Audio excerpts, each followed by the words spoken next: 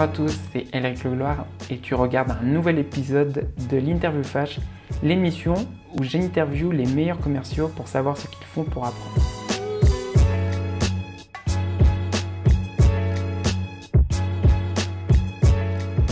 Pour ce nouvel épisode, je reçois Alexandra Leparnier, Head of Account Management France chez Upslide. Donc Alexandra, est-ce que tu peux présenter ce que tu fais chez Upslide et ce qu'est Upslide, s'il te plaît? Absolument. Alors moi, tu l'as bien dit, je suis responsable du pôle account management chez Upslide. Donc ça veut dire en un mot que je suis en charge de la satisfaction client. Et je propose des suivis adaptés à mes clients et aux clients de l'équipe selon la taille du compte, en orchestrant les experts en interne pour répondre aux besoins des clients. Et donc, je travaille chez Upslide. Donc, Upslide, c'est une entreprise d'environ 100 personnes aujourd'hui qui aide les professionnels donc, de la finance. Notre secteur, c'est vraiment le secteur de la finance, à mieux travailler. Et pour ça, on a développé une solution qui va automatiser toutes les tâches à faible valeur ajoutée dans Microsoft Office. Donc, quand tu es dans PowerPoint, Excel ou Word, on va t'aider à mieux travailler si tu l'utilises vraiment toute la journée. Et c'est aussi une boîte qui est assez tournée vers les avancées technologiques. Et par exemple, notre dernier bébé, c'est Power BI. Je ne sais pas si tu connais, on parle là de business intelligence et de data visualization. Quelle est ta semaine type de travail chez Upslide? Alors, ma semaine, en fait, elle varie beaucoup. Elle suit, en fait, le calendrier de mes clients. J'ai certains de mes clients qui ont des calendriers trimestriels ou semestriels d'activité et en fonction qui sont plus ou moins disponibles à certaines périodes du mois et de l'année. C'est assez dur de t'en donner une. En revanche, ce que je peux te dire, c'est que ma semaine, elle s'articule autour de 5 piliers. Donc, globalement, le premier, ça va être tous mes calls et rendez-vous clients. Là, je vais checker leur satisfaction, leurs besoins, leurs questions.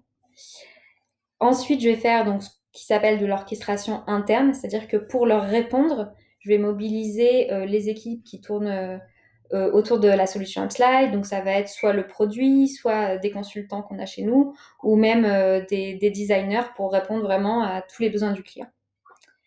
En troisième pilier, c'est de la stratégie d'expansion. Donc, moi, mon rôle consiste à avoir plus au sein d'un même compte et du renouvellement. Donc là, on va éviter le churn des équipes. Et il y a un dernier point qui va être le management d'équipe. Donc là, au-delà de m'assurer de la satisfaction des clients, je m'assure aussi de la satisfaction des collaborateurs, du partage des bonnes pratiques et puis, bien évidemment, du bien-être de chacun au travail au sein de l'équipe. Qu'est-ce que tu sais sur ce que tu fais aujourd'hui que tu aurais aimé savoir quand tu as commencé? Il y a beaucoup de choses. J'ai appris beaucoup ces derniers temps, mais je pense qu'il y a un point qui ressort pas mal, qui est l'importance du travail cross-équipe, notamment le lien avec l'équipe produit. En fait, moi, quand je suis arrivée, l'équipe sales, elle était assez réduite et elle commençait à peine à se développer. Donc, on travaillait encore beaucoup en silo. Et il m'a fallu énormément de temps pour comprendre qu'en fait, répondre à des besoins du client, c'est répondre à des besoins qui sont globaux et qui nécessitent de travailler main dans la main au quotidien avec les autres équipes plutôt que de manière ad hoc sur certains projets. Donc du coup, c'est hyper important notamment en modèle SaaS, où tu veux arriver dans des logiciels avec un cercle vertueux d'alimentation du produit via les feedbacks clients, d'une roadmap qui est claire et qui correspond aux besoins. Et donc tout ça, il faut pouvoir s'appuyer dessus, le communiquer et donc travailler avec toutes les équipes qui alimentent le produit et qui répondent aux besoins du client. Donc au quotidien, moi je travaille avec beaucoup d'équipes et ça m'a permis d'être beaucoup plus pertinente en fait aux yeux de mes clients que d'être entre guillemets une simple sales. Je suis beaucoup plus experte du coup. Qu'est-ce que ton plus gros échec professionnel t'a appris? Il y a quelque chose qui m'a beaucoup marqué, c'est le fait de se réjouir un peu trop tôt. En fait, je me souviens d'un deal sur lequel j'ai beaucoup travaillé, j'ai mis beaucoup d'énergie et en fait, j'y croyais tellement que je me suis un peu laissée emballer et dans ces cas-là, tu as un petit peu un biais cognitif qui fait que tu vas aller voir toujours le positif. Donc, j'ai laissé passer quelques signaux qui auraient dû m'indiquer que mon deal était un petit peu en danger. Et du coup, j'ai été hyper déçue au moment où j'ai su que le deal n'allait pas se faire. J'avais mis vraiment beaucoup d'efforts. Parfois, je me disais un peu si j'avais su, j'aurais mis mon effort sur d'autres deals au lieu de, entre guillemets, tout perdre. Et donc, du coup, au moins, j'en ai retiré des leçons qui étaient plus la patience, le fait de pouvoir prendre du recul sur ce que tu es en train de faire. Est-ce que c'est vraiment, est-ce que je mets mon temps vraiment là où il faut le mettre? Est-ce que j'ai les bons indicateurs en face? Et si je les ai pas, je vais plutôt y aller à coup de poser des petits pions, des petites graines pour faire mûrir mon client plutôt que d'y aller à foncer tout droit dans le mur. Donc en fait, c'est l'intérêt d'une collaboration qui se fait beaucoup plus sur le long terme. Et la grande leçon, c'est ça sert à rien de tout vouloir tout de suite. C'est plutôt en semant des petites graines que tu vas y arriver. Quelle est la chose qui t'a plus aidé à accélérer l'apprentissage de ton métier? Il y en a beaucoup, mais au final, je te dirais, un peu bêtement, que c'est l'expérience terrain. Ça peut être sous-estimé. Et en tant que sales, en fait, on oublie parfois le principal. Donc, on va lire des livres, écouter des podcasts, se renseigner sur les techniques de vente. Et en fait, ce qui te fait vibrer si tu es un bon sales, c'est d'aller sur le terrain, de te confronter à ton expérience client. Et tu as beau lire tout ce que tu veux, c'est quand tu te retrouveras dans une salle avec 10, 20 personnes en face de toi, même 2, mais décisionnaires, que vraiment tu apprendras. Et donc pour moi, la force, ce qui m'a aidé, c'est soit au début d'aller juste à des meetings clients quand je me formais encore avec des sales un peu plus seniors et juste de les suivre.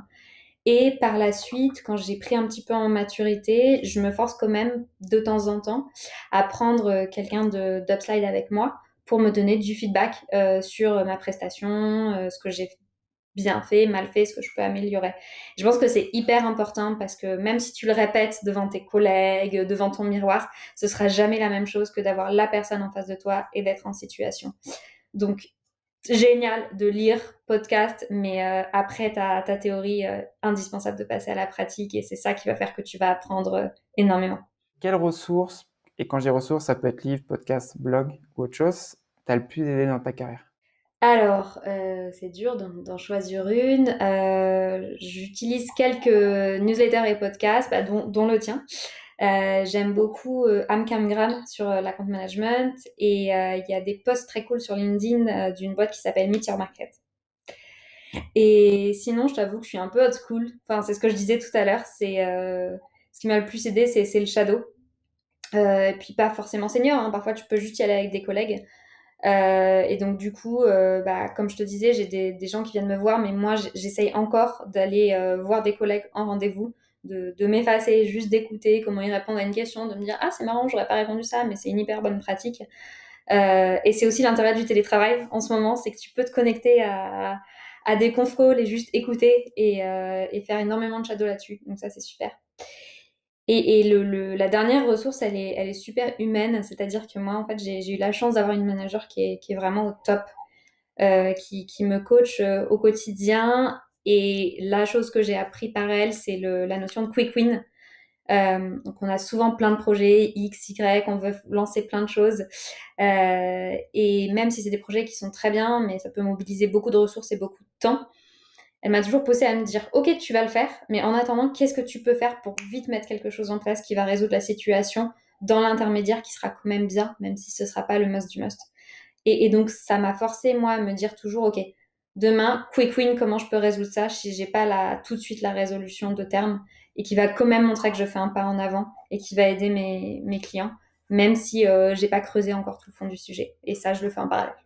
Pour terminer l'interview, si tu avais un conseil à donner, et ce conseil, ça serait pour une personne dans ton rôle, quel serait ton conseil? Mon conseil, il est hyper simple, c'est amuse-toi. En vrai, on est dans un métier où ta prestation orale, le body language sont hyper importants.